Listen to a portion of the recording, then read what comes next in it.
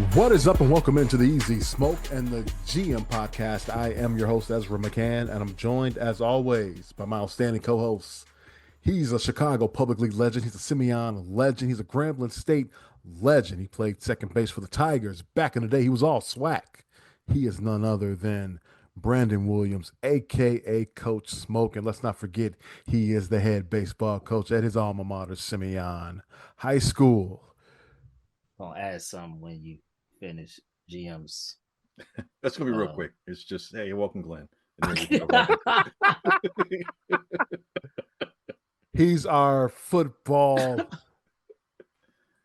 Let's see. Let's call you an analyst because you do that. You do that for other people too. I see you hanging out with Stacey King and Mark Shanowski, my man. Let's call him an expert. He knows all things football. He is our GM, Glenn Morgan. Gentlemen, what's going on? How you guys doing?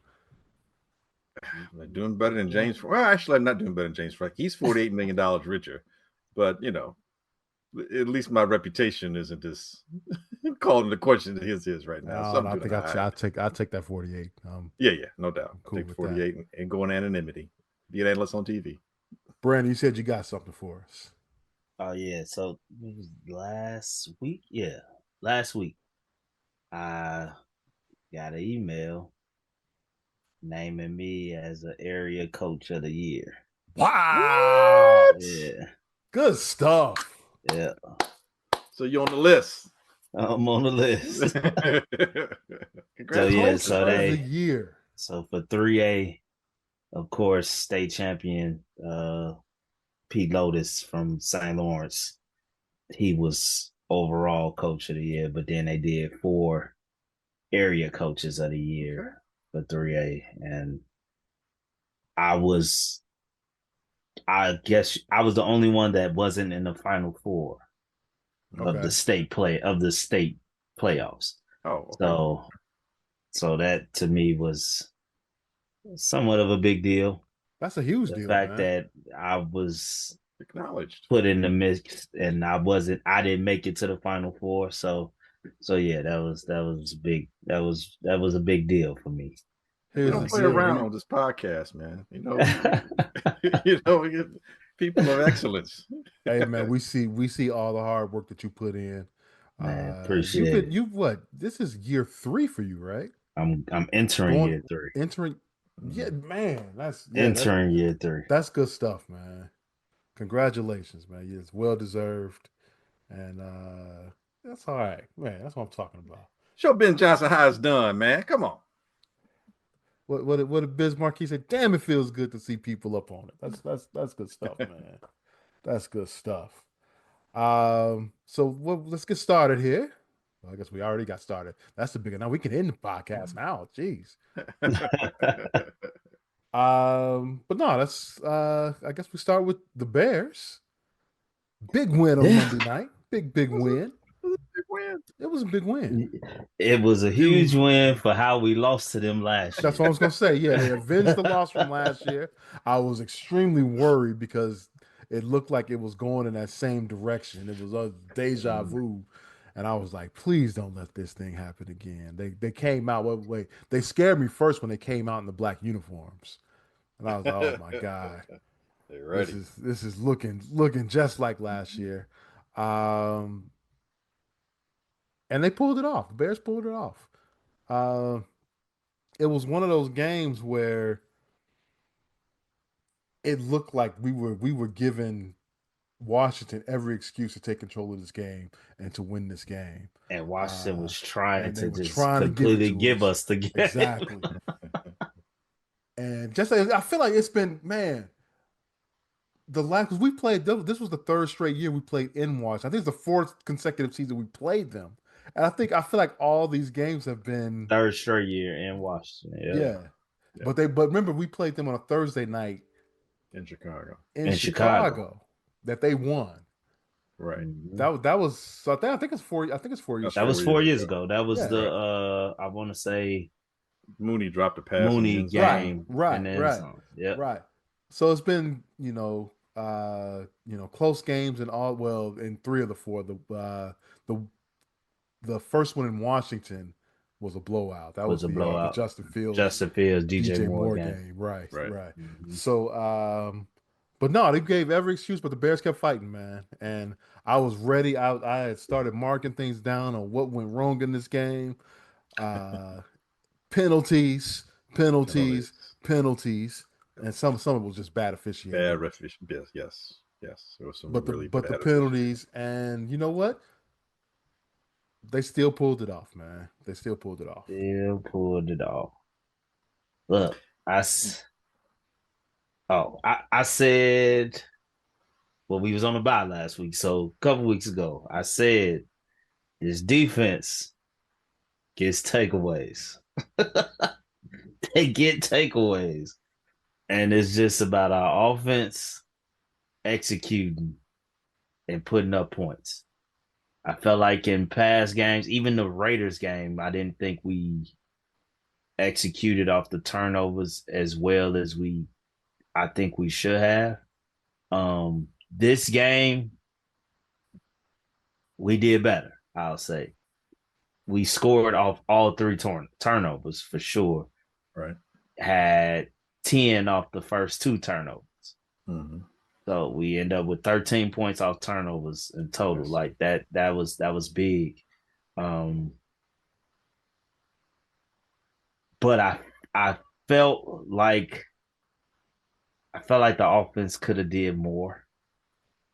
I felt like the game, like you said in the opening, like it was like we were trying not to win it at the same time with Washington trying to force us to win it. It was weird because I felt like we should have been blowing them out.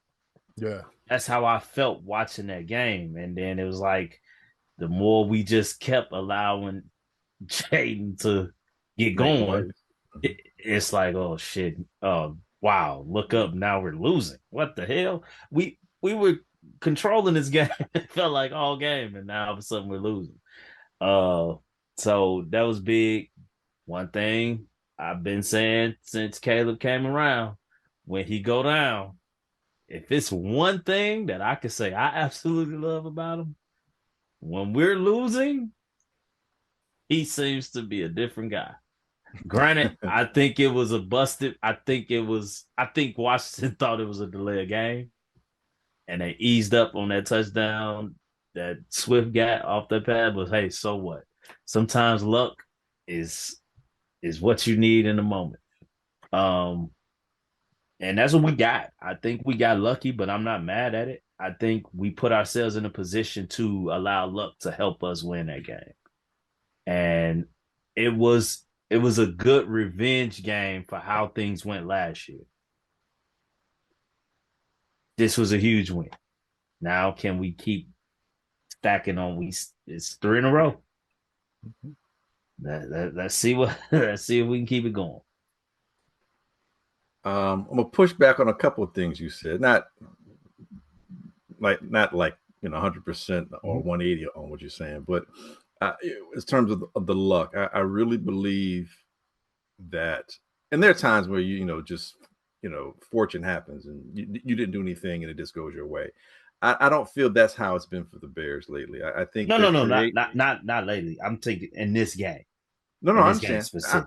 I understand, and I'm saying lately into this game, I believe that what the Bears have been cultivating is a better environment, a better atmosphere, more of an aura. True. And I think with that, you create fortune to favor you, to come in your direction more, as opposed to what they've been doing the last several years, where they would do things and the misfortune would be attracted to them, as opposed to having things benefit them.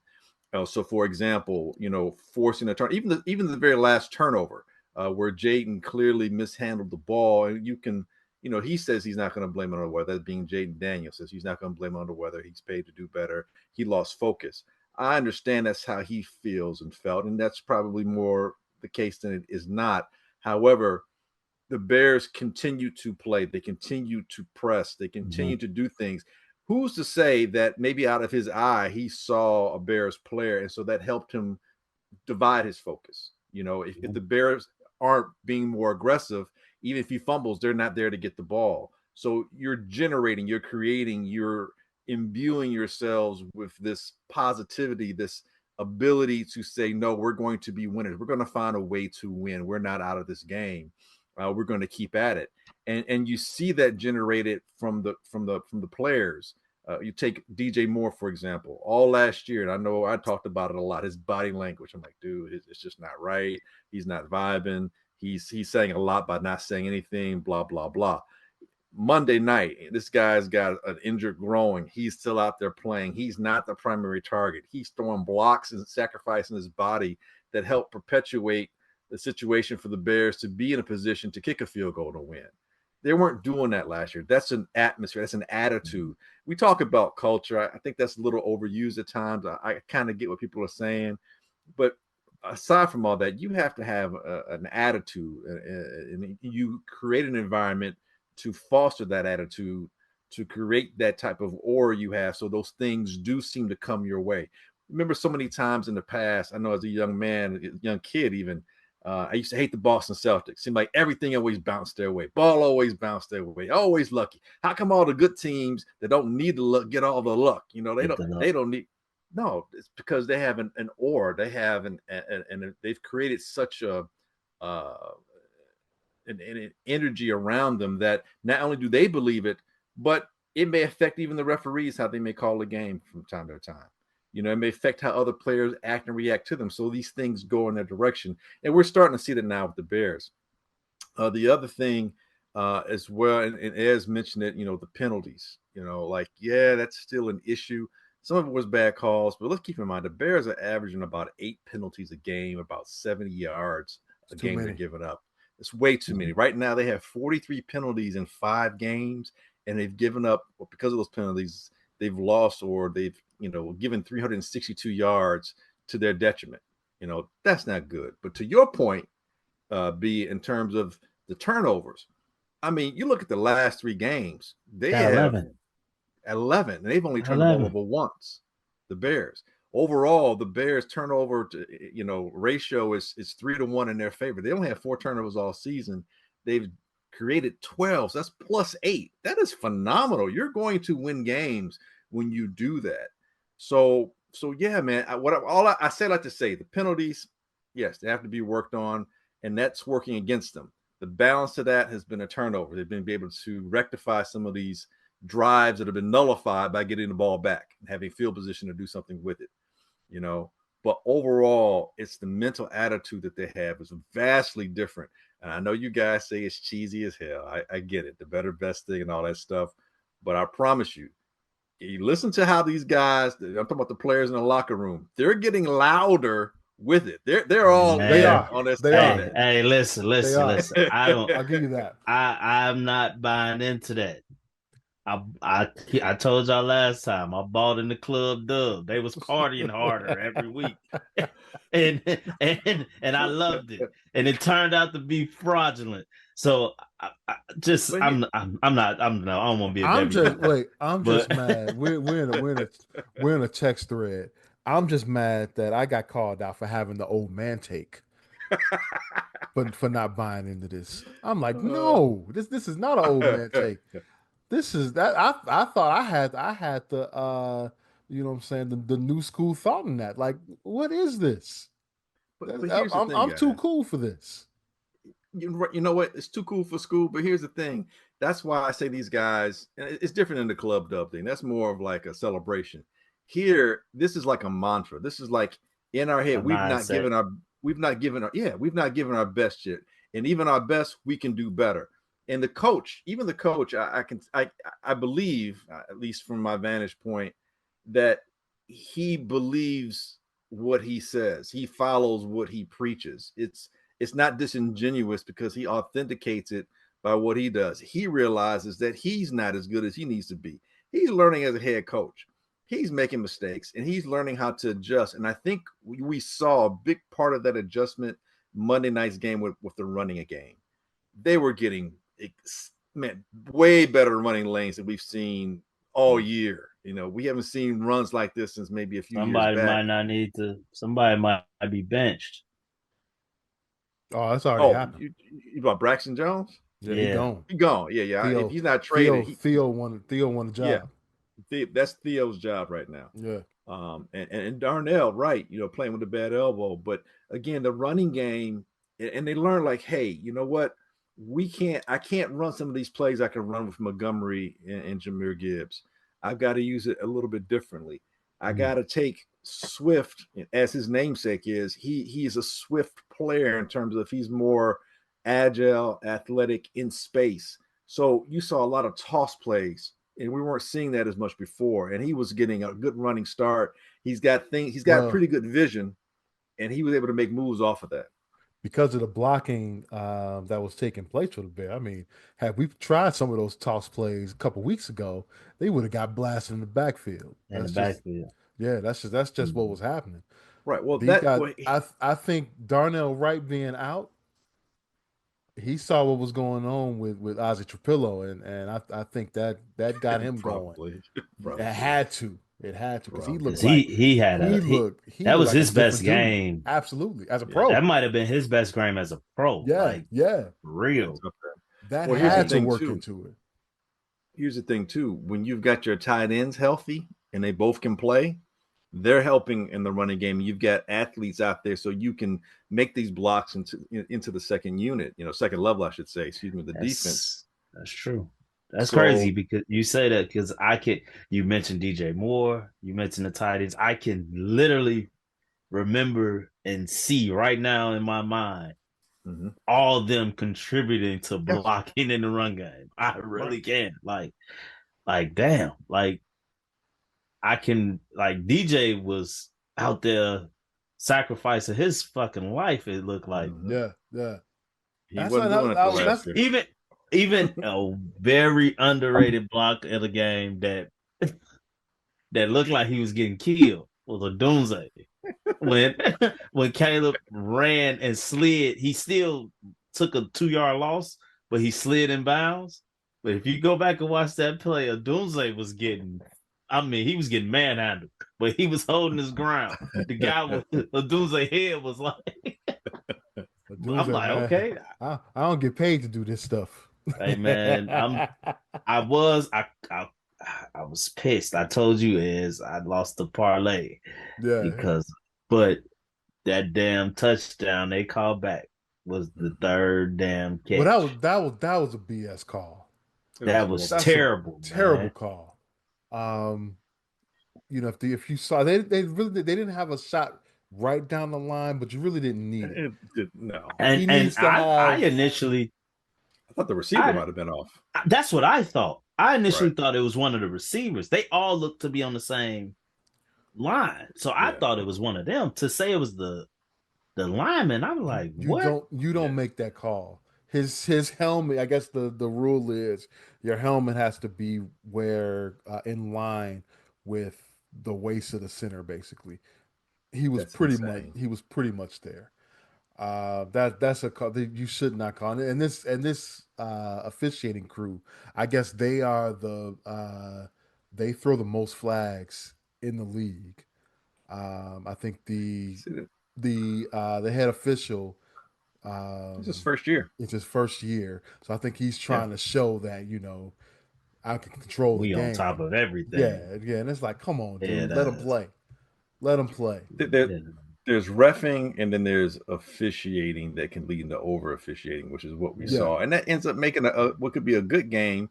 It makes it sloppy. It jams up it gums up the works, and we were seeing that. And it was difficult. It's probably why those teams at times seem disjointed. That they were out of rhythm. I mean, because speaking to the one I say was Swift, the touchdown. How quick they were with the flags. I think Washington thought they were going to throw the flag on the delay of game. Yeah. And they didn't. And I felt watching that play when he hiked the ball, I'm like, something seems off here. Right. It did seem off. Yeah. I'm like, something seems off here. Right. And then Swift called it, and it was like, okay. And I was like, did they throw a flag? Like something seemed off. Right. It just something seemed off there. Yeah. And I'm like, maybe they just like the way they calling this game, they about to call this delay game, but they didn't. And so But nah, later for that crew. I don't think they're going to the playoffs. Good riddance. Yeah, that crew is not going to be at later the playoffs. But for yeah, them. you look at the Bears, the last 2 weeks, it's the same score, 25-24. And That's it comes crazy. down to, special teams in the last Kicking. play. That's crazy. Block field goal, and then the Bears able to make one with Jake Moody, of all people, who had just obviously been recently released by the 49ers. Honestly, just for his mental health. Yes. I wanted him to make that, because can you imagine had he missed that? It'd been tough. He'd been done maybe as a pro. Man, that's tough. So good for him. I'm glad he made it, because my he helped my team win. But man, good for Caleb and them for helping him get closer. Because I'm like, whew. I'm like, we gotta get closer, man. We gotta get close. I was worried that they were gonna pull a Matt Nagy there. Remember in Miami, and Green Bay. Let's just settle for this 52-yard field goal. But no, they did what they needed to do. They continued to run the ball. Yeah, which is important. If you're getting 5, 6, 7 yards of rip, if it ain't broke, don't fix it. Keep going. Which I didn't understand why they didn't do it on that 4th and 1. Yeah, I'm with you too. That didn't make any sense, because Roschon had just got 6 yards. I'm not mad you went for it. Like, right. I wasn't running the ball very well. I think he second guessed himself. Now, granted, I do give credit to the defender on that play. Yeah, because Rome was wide open. No, he read it perfectly. He made a good play. Caleb thought he was going to blitz. He backed out. And so I do give him credit, but I was like, why we don't run the ball here? Run the ball. Yeah. We've been running. If we get stopped on the run here, then congratulations. But it was good to see. Good to see, man. I'll say this about the defense. And again, first 2 weeks stopping a run just seemed like, a memory, bro.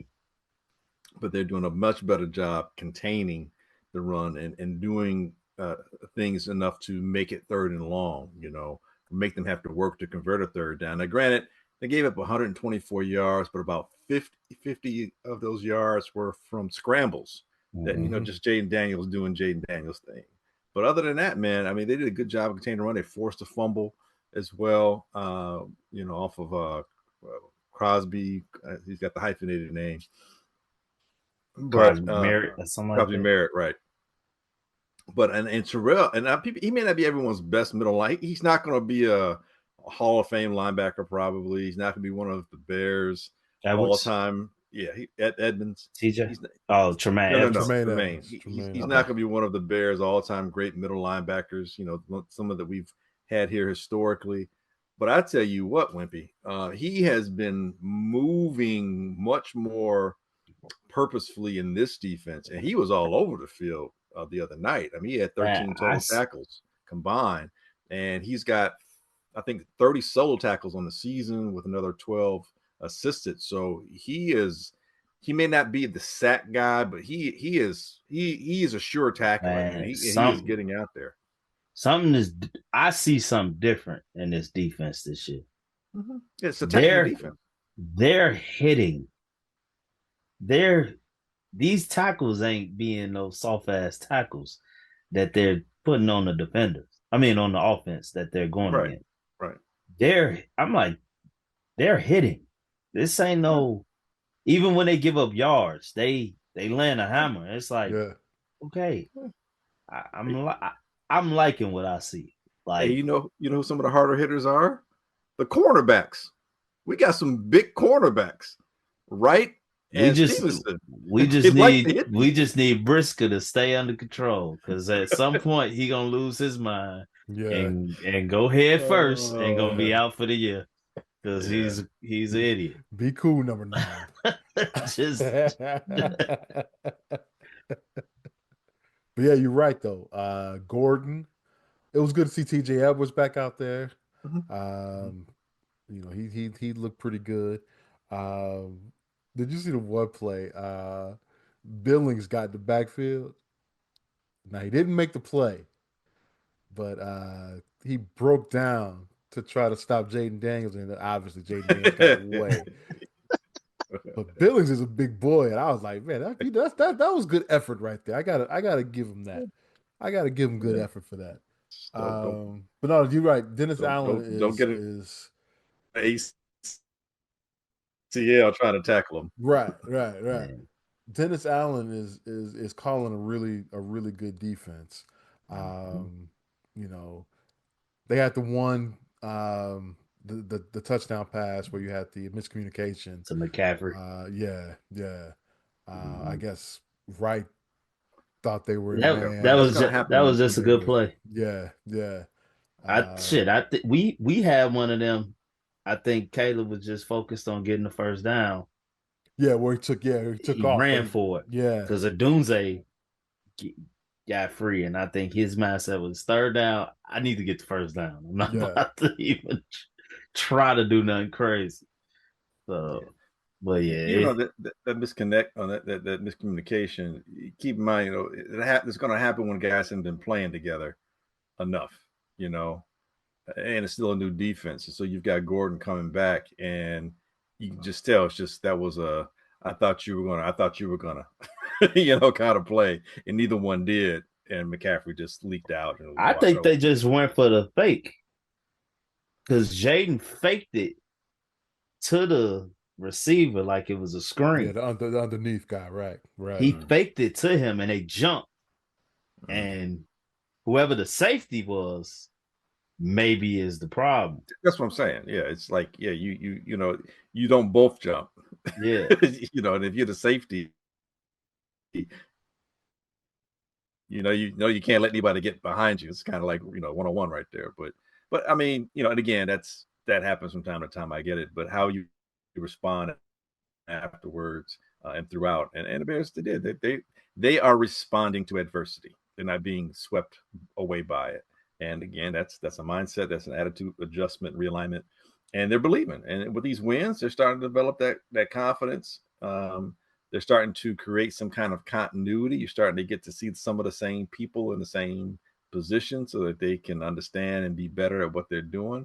The offensive line is starting to show a little more synchronicity than it's displayed the first 2 to 3 weeks. Right now, I was thinking about it. Outside of the running back, as a unit, the running back room, which is okay. They need a little more dynamism back there.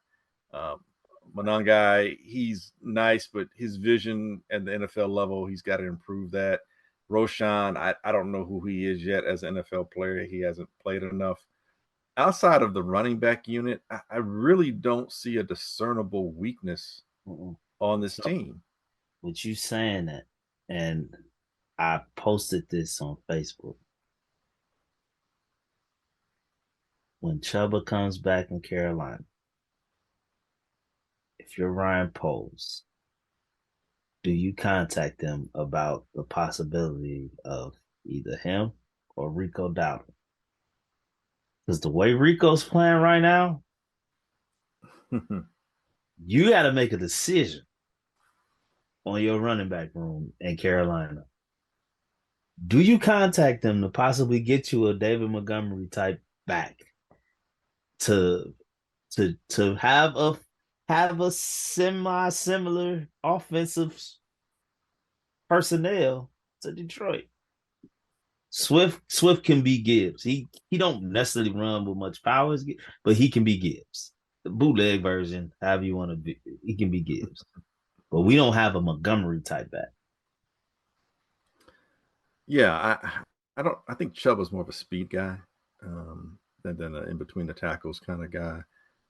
Dowdle, I think he can be that, but I don't know that his framing. I don't see 17 games of him doing that. I see him as as what he has been 3, 4, 5 games. He may be phenomenal, Yeah, but he won't be the primary back. That's the thing. well, yeah, I'm not upset with it. I mean, we'll see. I mean, they seem to do things with the Panthers as far as do deals with them. Um, If Braylon Allen hadn't gotten hurt with the Jets, I was kind of wanting someone like him or Brees Hall, whichever one the That's Jets what I are was able to thinking give up. about. But with Braylon Allen being gone going down, yeah, and they that can't was a good pass one. at all. Yeah. But there's some other running backs out there, man. It's just, are you going to pull the trigger? Some guys just aren't being used, Tajay Spears, do you reach for him? I mean, look, some of these teams that are struggling, either, or teams that Can Roshan be that guy though? I don't know. I think they want him to be because he drafted him, but I thought he could, but then I look at him and then I see like Rico. I'm like, more damn, explosive. I didn't on TV. Roshan looks smaller than I thought he was. Maybe that's just me. He looks smaller than I thought he was. He don't look that bigger than Manunga. On TV, he did. Well, I didn't even know. I didn't even know that was him in the backfield. Wait, I was gonna say I've only seen him run the ball one time, and I didn't know that was him until they said his name. I'm like, oh shit, Roshan back. I saw 23. I was like, oh, that's good. Okay, very good. I didn't know he was active. Look to Miami. They might want to come off some of their running backs. I mean, there are a lot of teams that thought that they would be better than where they're at that may need to start really considering letting some of their players go. And if they can get something for a running back, which, you don't really get as much for them. Cleveland ain't going to do that. What's that? To back up in Cleveland now. You're talking about is it Ford? Ford? Yeah, they're not going to do that because Judkins a rookie. Yeah, but they got Dylan Sampson just sitting there. He's a between the tackles kind of guy. I mean, there's like I said, Miami's got some running backs. The Ravens have some running backs. They might want to maybe let go.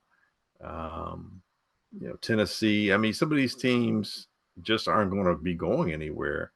And running back is a position, you can give up a running back, get something for fifth or sixth rounder, because running backs are kind of a dime a dozen. If you can get something for one of your running backs, why not do it? Because you're not using them anyway. You're not going anywhere, and you can probably get one in free agency next year if you're one of these teams that the Bears do trade with. You look at Philadelphia. I mean, AJ Dillon, they hardly use him. They still got Will Shipley. He just fumbled too. They might want to get rid of.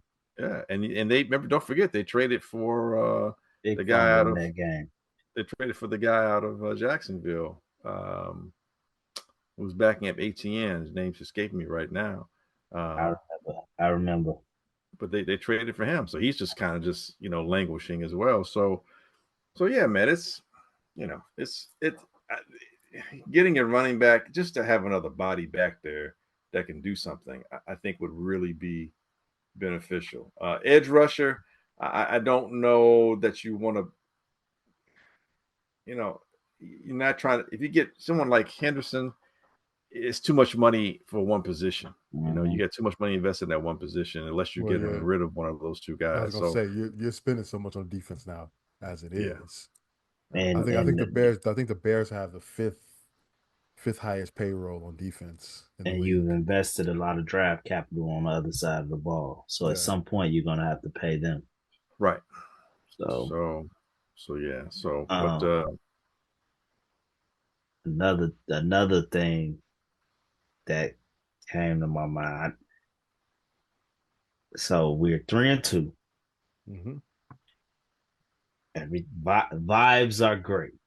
Good vibes, right? Saints next week. We're looking at possibly 4-2.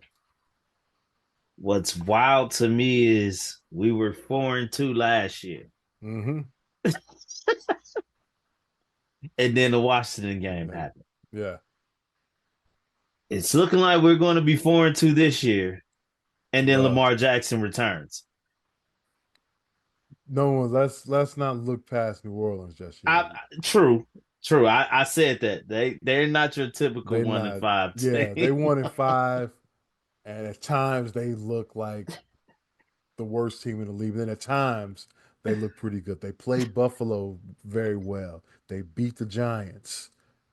This ain't no pushover Saints team. They're not. We gotta show up and play some ball on But they Sunday. got to come here, and the weather might be a little tricky. What's the It's supposed to rain, and it's probably gonna be in the 60s. okay.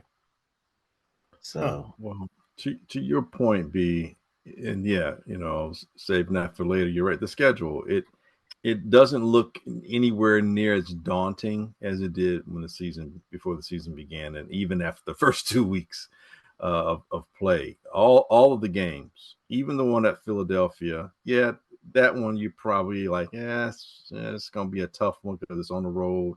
It's a short week. You play Pittsburgh, and then 5 days later you're playing Philly in Philly. So that can possibly work against you, and you're coming off of kind of a tough stretch with Minnesota on the 16th of November, then Pittsburgh, and then followed by Philadelphia, then Green Bay. So that's probably the tightest stretch that you would look right now and say those teams are going to be tough. Minnesota because it's a division game, and they're still very much in the mix. Pittsburgh obviously is leading their division. Philadelphia is Philadelphia, and Green Bay. It's the first time we're playing them, and it's at Green Bay. The Giants, they're a different team than they were, just like the Bears were. So that one's not a cakewalk either, but that is here in Chicago. The Bengals aren't the Bengals without Joe Burrow, and I'm not worried about Flacco. In Baltimore, I'm not so much worried about Lamar being the issue.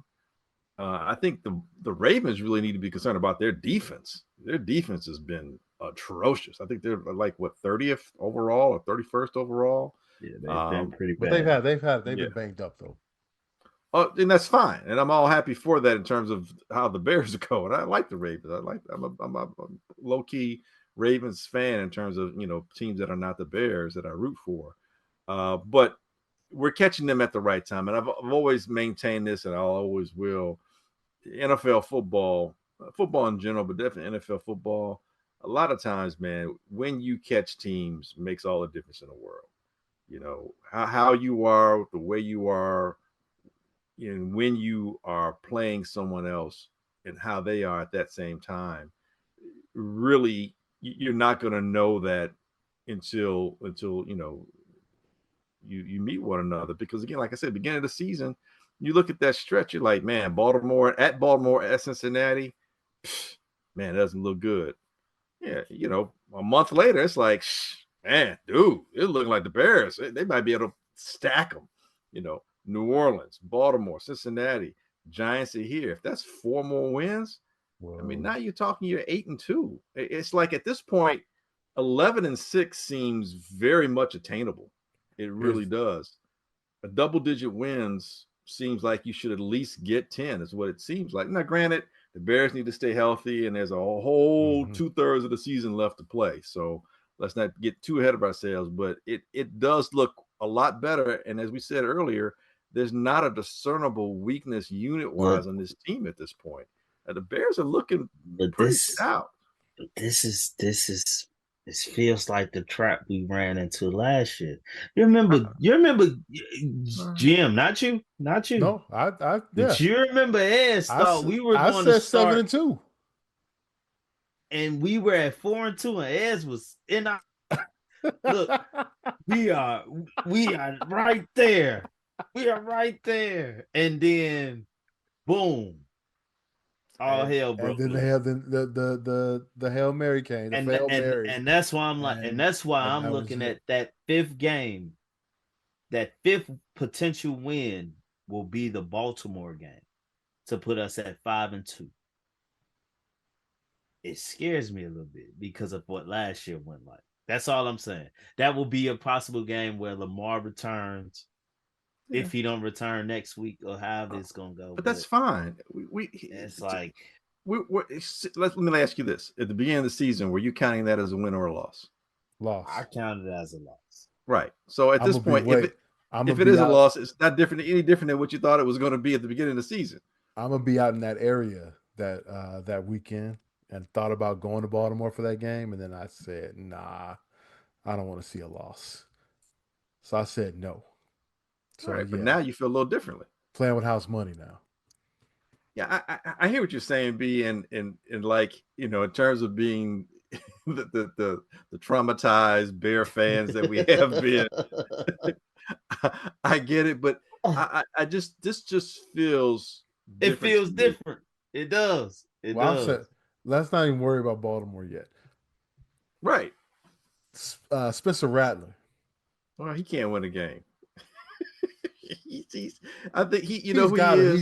He's got to have a chip on his shoulder coming into this game here, I don't going care up about those against the Spencer Caleb Rattler. Williams. No, Yeah, all he right. may, but I don't care about those. But what's the old girl's name who could never win an Emmy from Daytime Emmy for All My Children? Susan Lucci. Susan. He's a Don't Susan Lucci of don't ask me football. why I know that. No, I knew you would know. It's a funny thing about it. I actually knew you would know. And no shade. I knew you would know. That's why I gave you everything else but her name. I was like, Ezra's gonna know her name. Dude, Erica Kane. Erica Yes, Kay. Dude, yes. he is the Susan Lucci of the NFL. He can't win. He just can't win. And it's not all his fault. He just whatever it is, he just can't win. So I'm pretty sure that's going to be maintained here. And the Bears, it's been 3 weeks in a row that they've had 3 or more turnovers they're forced. I think that trend continues going against the Saints. I really do. I can see Spencer giving up at least 2 picks. You know, now hey, Alvin Kamara is a little long in the tooth, but that's another running back that potentially, and it seems like it's kind of the same thing with Swift, but having 2 veteran running backs is better than having one. I mean, he knows what the heck he's doing, and Dennis Allen knows him. You know what I'm saying? So, I wouldn't discount maybe having someone like Alvin Kamara come to the Bears, considering the Saints are not going to be going anywhere. He's a little long in the tooth. You can knock something off the payroll. There's a whole bunch of running backs coming out next year as well. You know, Alvin Kamara, Swift. What would you give up for a Kamara? I'll give it a 5th round. Yeah, if they've got that 5th round, they're going for that 5th round and throwing a body if they need some. I don't know, somebody. but yeah, I'm just saying, there's some stuff out there like that. But yeah, man, it just feels different. I don't think I've ever said in all my years, all my hawkisms, in all my years, I don't think I've ever said it before this coach, but I feel like this guy is my head coach. I'm T.O. This is my quarterback, man. Like this is my head coach because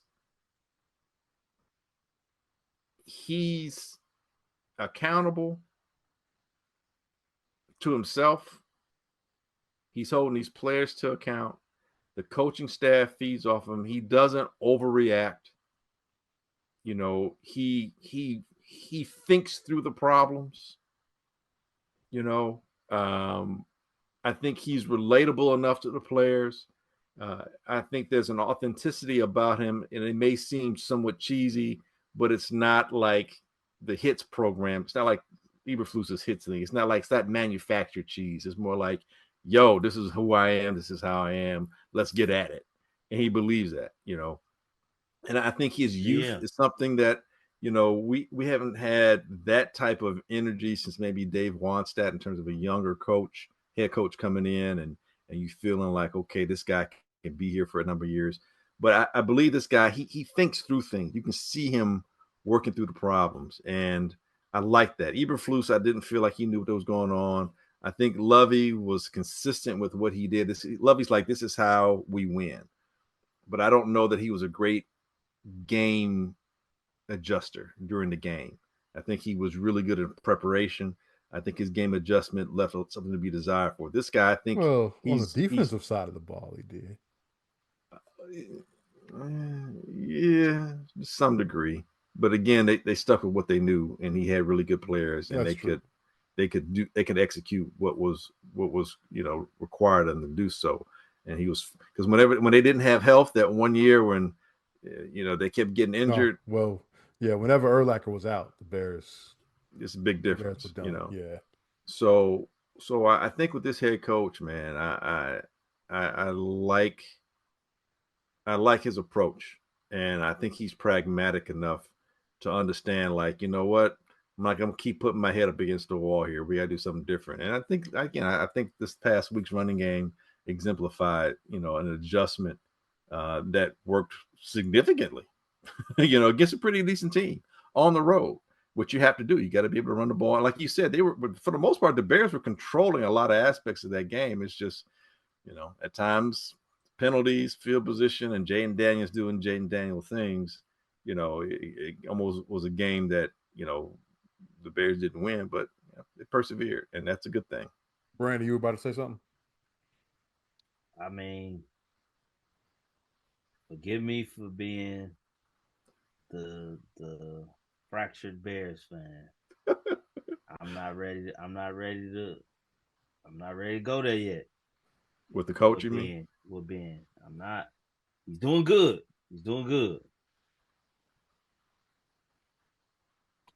I'm riding with him. I think you have to see it. I have to see it past year one. I think you're entitled to that. Yeah, sure, I get it. We've been through a lot here.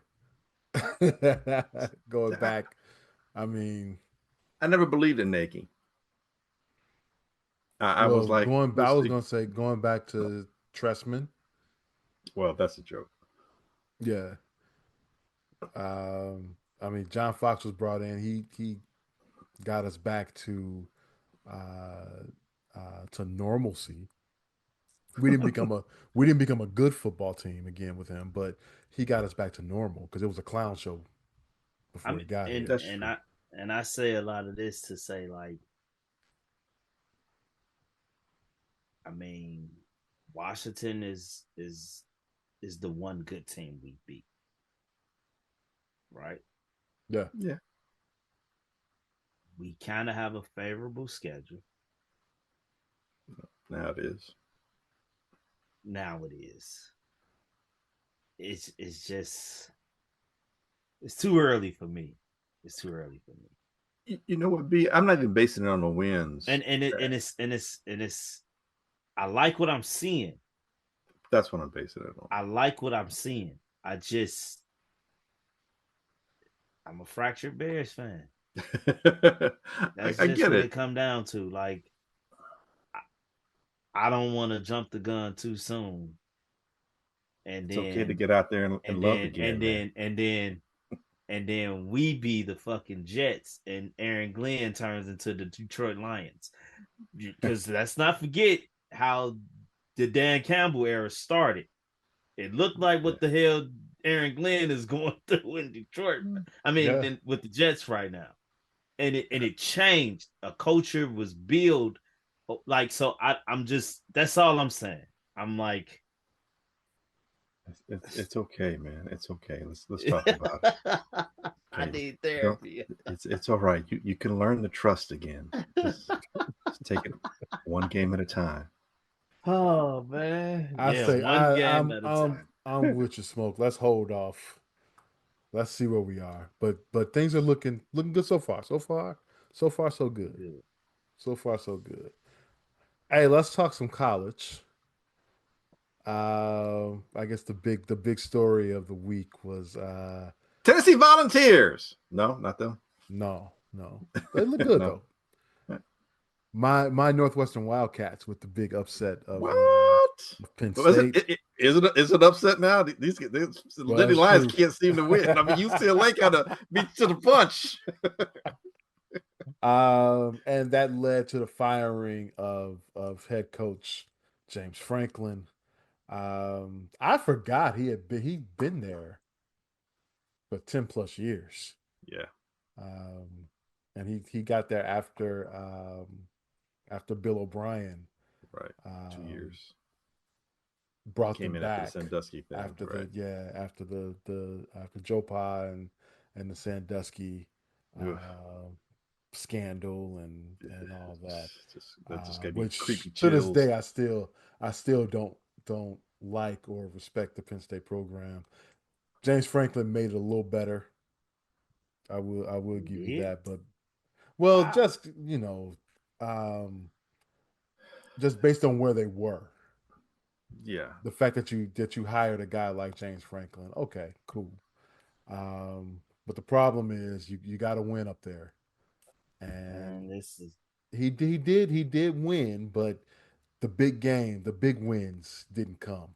He couldn't beat the top 10 teams. they did, Um, but hey, like you said, for a piece of shit program that did things they did, I think James Franklin is the winner here. oh, 50 million to go away. I have no sympathy for you getting fired. You deserve to get fired. You can't lose to Northwestern. absolutely. You It can't can't lose happen. to No, you can't use UCLA, UCLA who hadn't won. and Northwestern back to And back. then lose to Northwestern. Yeah, Right. you can't do UCLA losing to At home. UCLA was tough. It was bad. It was starting to write really them fire papers. It wasn't even really close. But then when you lose to Northwestern the next week, oh yeah, you can. It's over with.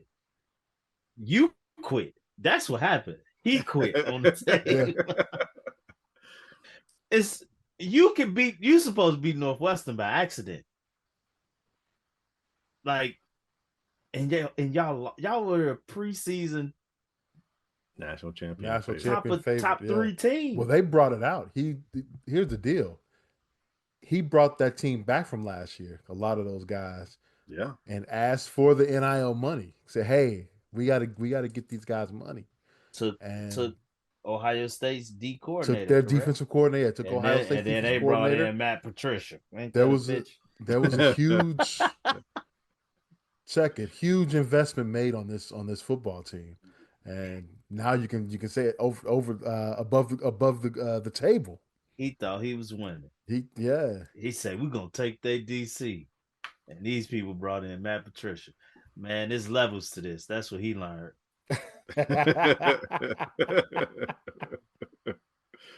But who knew Matt Patricia would do what he's doing at Ohio State right now, though?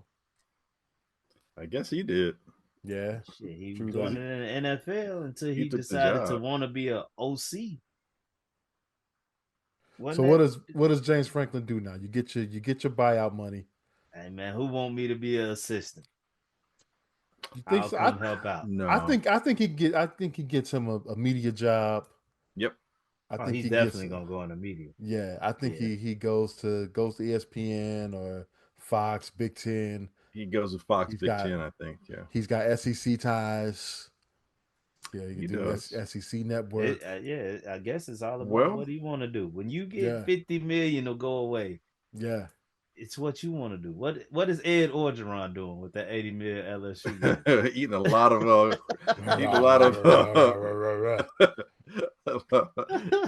crawfish right about now. Ed Orgeron was at Grambling practice. I know, that's what I'm saying. Doing stuff like that. What are you doing at Grambling, Ed?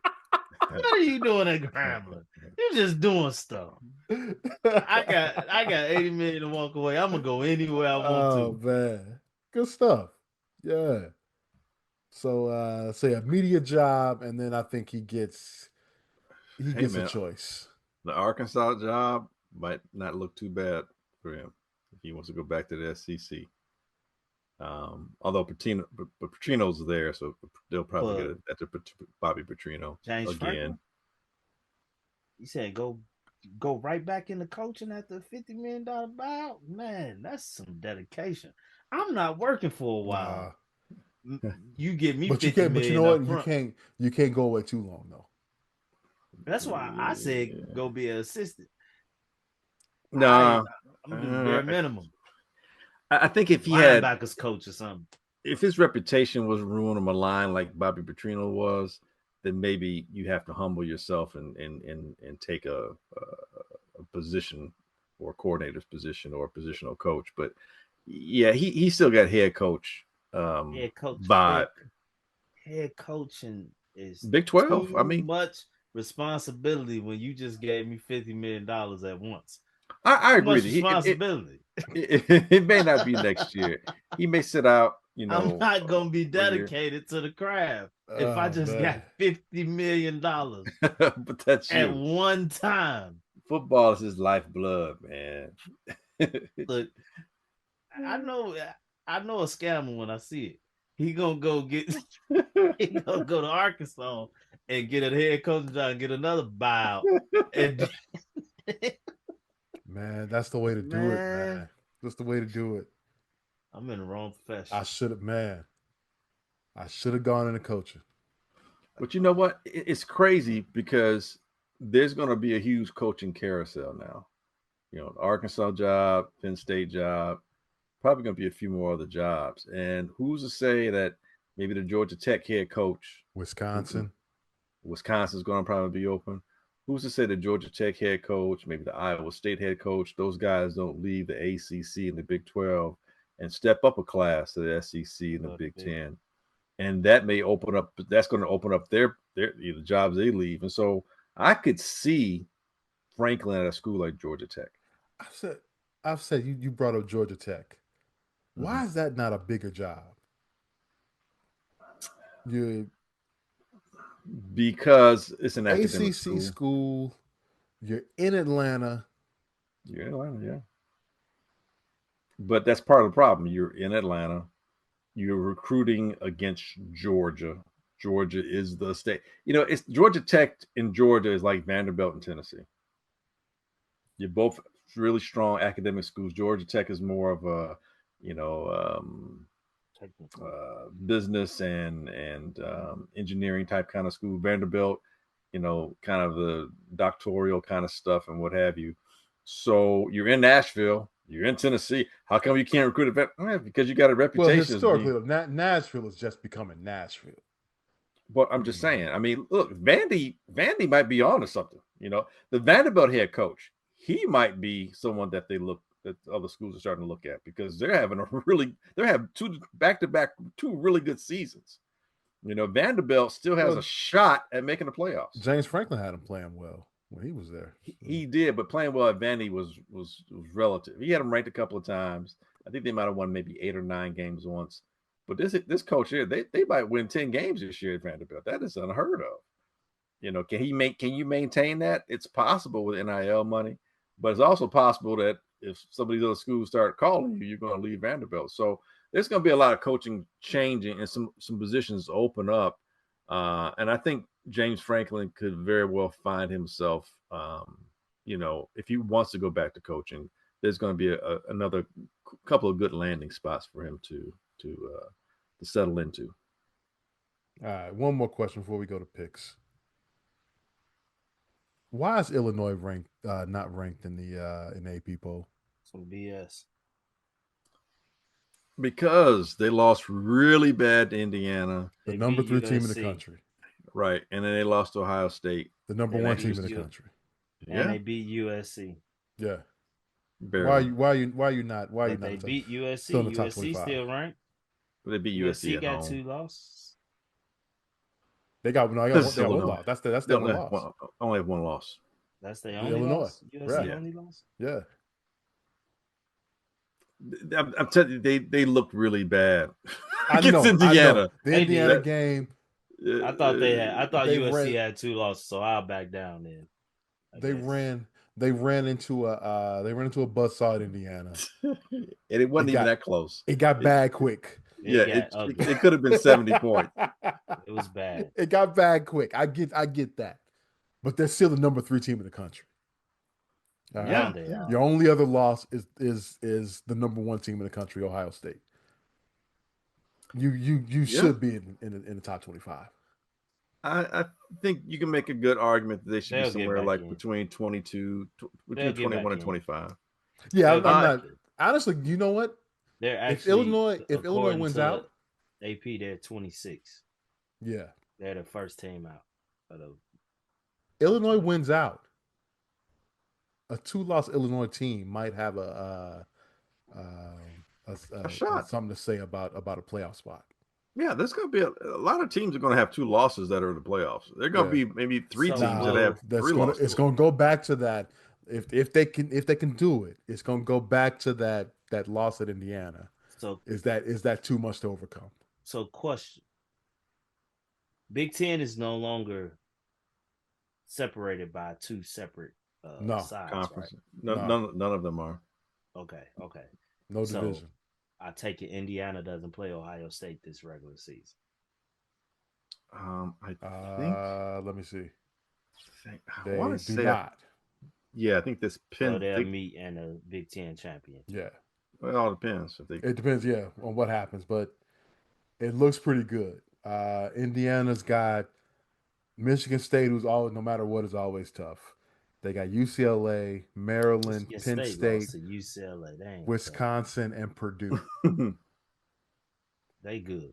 Indiana should be all right. Only game ahead of Ohio State is Michigan. That Ohio State's got they've got Wisconsin this week. They've got Penn State, Purdue, UCLA, Rutgers, and Michigan. Possible loss. That's a man.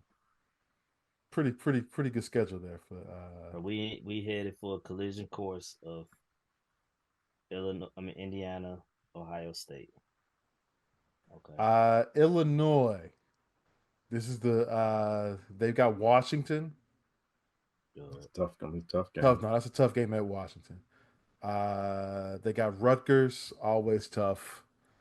Maryland at home. They're at Wisconsin, and then they've got the rivalry game against Northwestern at home. They actually had some games that if they win them will help them. Last one's a tough one. Northwestern game. Illinois, here we go. I don't know. I said all them tough. Maryland, Rutgers. Yeah. Rutgers will be physical. Maryland, Washington. that quarterback, they got a nice young quarterback. I'll say this. I don't think Illinois that damn good to get through 3 tough games and win them all.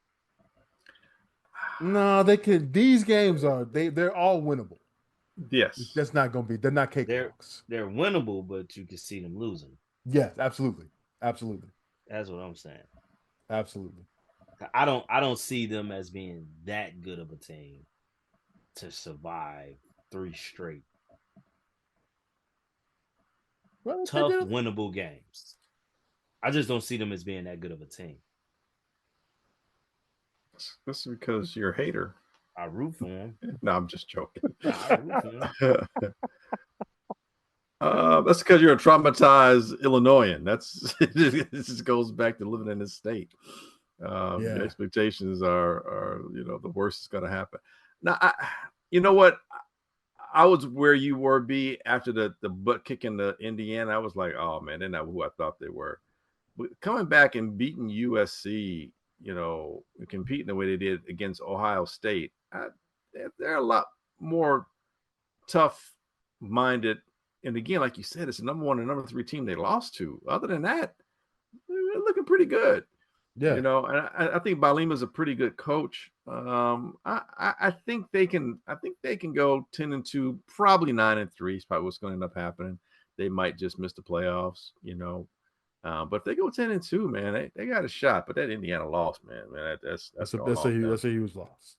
I'll give you that. I will give you that. Hey, fellas, let's go to picks. We were off last week. So we go back from 2 weeks ago. Glenn, you and I both went 2-1 in that week. I'm so bad right now. And then Smoke, you went 1-2. I got a win. You did get a win. You took the Tampa Bay Buccaneers. Was always a good thing, but lost with the Browns. Was that what game was that with the Browns? 2 weeks ago. 2 weeks ago. Browns. I got it right here. Let's see.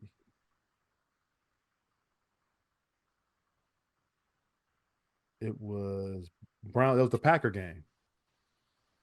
Lost that one? It was the Packer game. Wait a minute. No, you won that. Wait a minute. Hold on. No, I'm looking at the wrong thing. I'm sorry.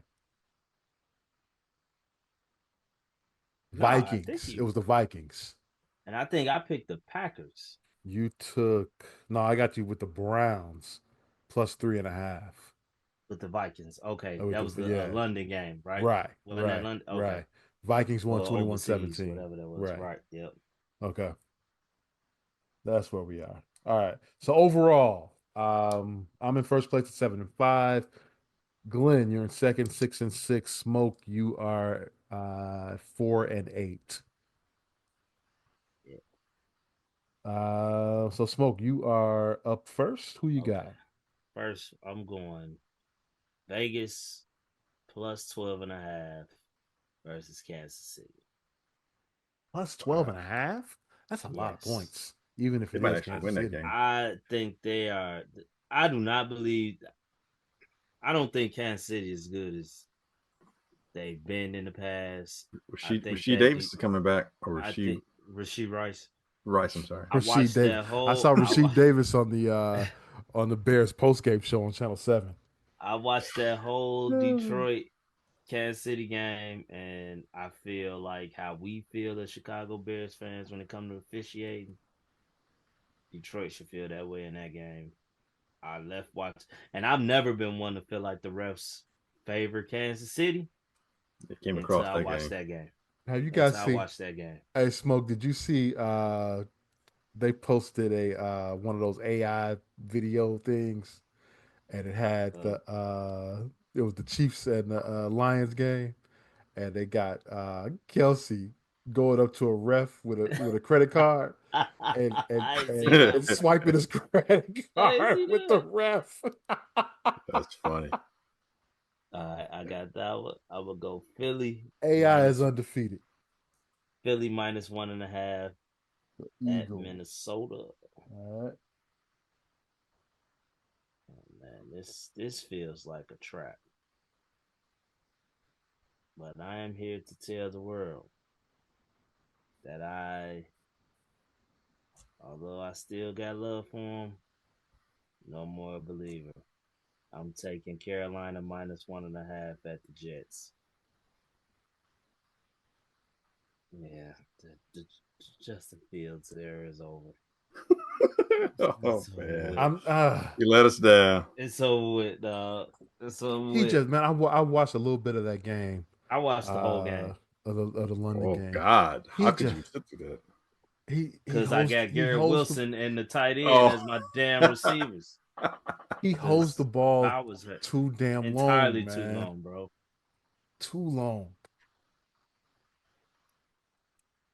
And I love Justin Fields, man, but he's got to get better. Got to. that's not gonna happen. He's a career backup at best, unfortunately. At best. All I'll right. just blame the Bears. I say the Bears ruined him. It was rough. It was a rough ride. All right, Glenn, who you got?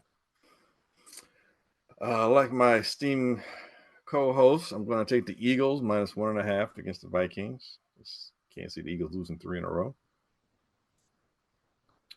Then I'm going to go college. Big rivalry game between Nebraska and Minnesota. I'm going to take the home dog, the Golden Gophers, plus 7.5 against the Cornhuskers. I really want to take Tennessee plus 8 against Bama, but I really don't want to jinx my school. So I just had it off to the side. I will take a former Tennessee head coach, however, and I will take the Ole Miss Rebels plus 7.5 on the road against the Bulldogs from Georgia. I think Ole Miss might actually win that game outright. The 7.5. USC Notre Dame That game is seems like a lot interesting of too. points. I know It does who did they barely beat the they other week. barely beat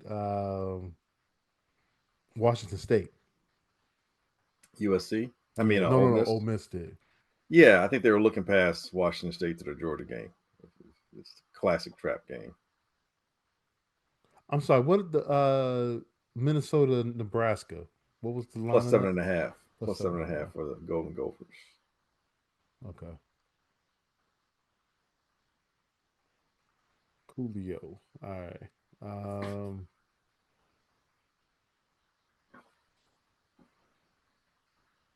As we were talking about James Franklin, They go to Iowa.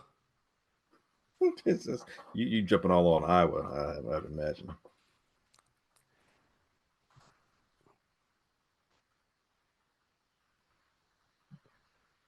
I'm gonna take Iowa minus the 3.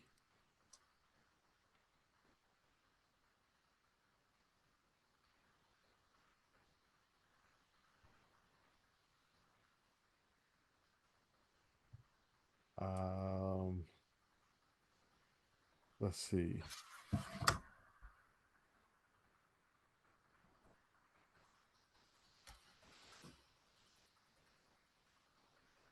I'm gonna take Jesus. I'm gonna take Jesus is good. Michigan State plus 27.5 Is Indiana? against Indiana. I don't know about that one, bro. That's a lot of damn points, man. Yeah, I know, but Indiana and Signetti don't care. That's like, oh, really? You don't think we can do that? Okay, go drop 35 on them. Let's go NFL. Um,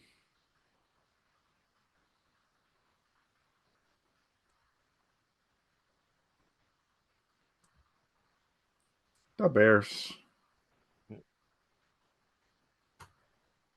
oh, is that right? I'm gonna take the Colts plus the 1.5.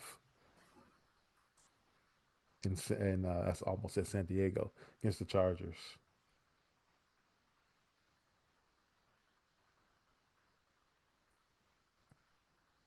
All right. Good luck, fellas. That's Yeah, going to yeah. do it for this week's edition of the Easy Smoke and the GM podcast. I want to thank everyone for listening. We greatly appreciate it. You can catch our podcast at Apple Podcasts, Google, Spotify, iHeartRadio, Amazon, or wherever you find your favorite podcast. You can also catch the video version on YouTube. Go to YouTube, search for HP53 Productions. There you will find a link to our video podcast and also the Super Duper podcast hosted by Rob Griggs. I was about to say something else, but I don't think we even do that other show anymore. Oh well. Yo, Glenn. Okay. So much for that promo.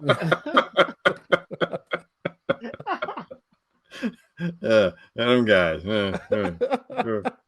Whatever. I love him though. I love him. I love Marshall. I do. Yo, Glenn. Yep. Please take us out. Hey, like we always say here, Easy Smoking the Gym. We ain't saying we right. We just don't think we're wrong. Bear down. Bear down.